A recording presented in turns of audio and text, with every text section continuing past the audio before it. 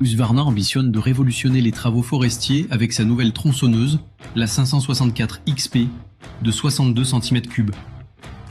Outre son gabarit mini pour une 62 cm3, associant la taille et la maniabilité d'une tronçonneuse de 50 cm3 à la puissance d'une tronçonneuse de 70 cm3 et offrant un excellent rapport poids-puissance dans un corps compact, la tronçonneuse Husqvarna 564 XP brille par sa principale nouveauté, l'injection de carburant, qui offre une accélération instantanée pour une productivité optimisée tout au long de la journée de travail. La disposition du moteur d'une tronçonneuse est la base qui détermine sa taille et son poids final. Pour Husqvarna, l'objectif pour cette tronçonneuse 564 XP était de concevoir un modèle compact de 60 cm3, c'est pourquoi une disposition moteur à course courte a été choisie. Cette animation compare deux configurations de moteurs et illustre la réduction des forces de perturbation générées par un moteur à course plus courte, même si la puissance produite est à peu près la même. La réduction des forces perturbatrices est l'un des principaux avantages de cette configuration de moteur, outre son poids réduit et sa conception plus compacte. Pour la 564 XP, Husqvarna a combiné le diamètre du piston de la 572 XP avec la longueur de course de la 550 XP Mark II. Le module d'allumage de la 564 XP est intégré à l'unité de commande du moteur, ce qui permet d'obtenir un moteur plus compact.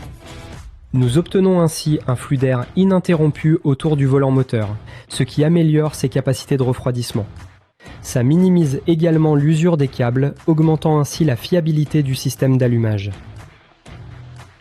En supprimant les aimants à l'extérieur du volant moteur, la conception est plus efficace et plus légère, augmentant encore la capacité de refroidissement moteur et réduisant considérablement les forces gyroscopiques.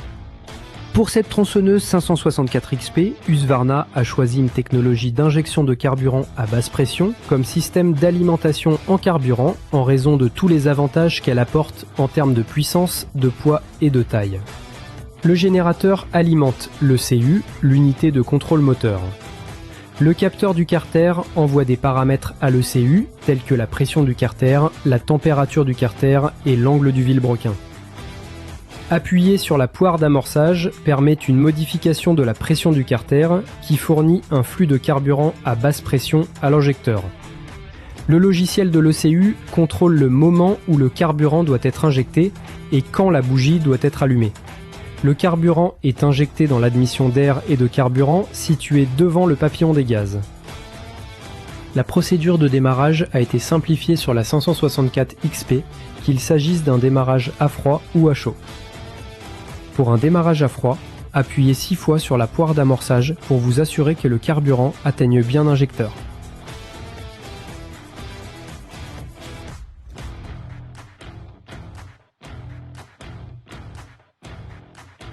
Ensuite, tirez simplement sur le lanceur pour démarrer. Pour un démarrage à chaud, appuyez 6 fois sur la poire d'amorçage afin de renvoyer l'éventuel air présent dans le carburant vers le réservoir et permettre au carburant neuf, sans air, d'atteindre l'injecteur.